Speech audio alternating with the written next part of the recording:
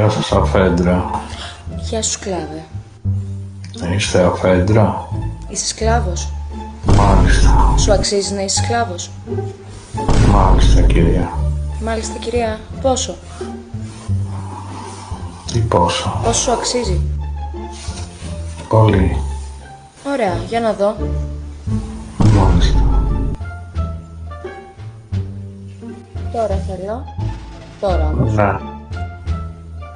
Εγγραφή στο προφίλ μου τώρα για να σε κάνω το καλύτερο σκλαβάκι με αυτά που θα σου κάνω σήμερα. Αντέχει? Μάλιστα.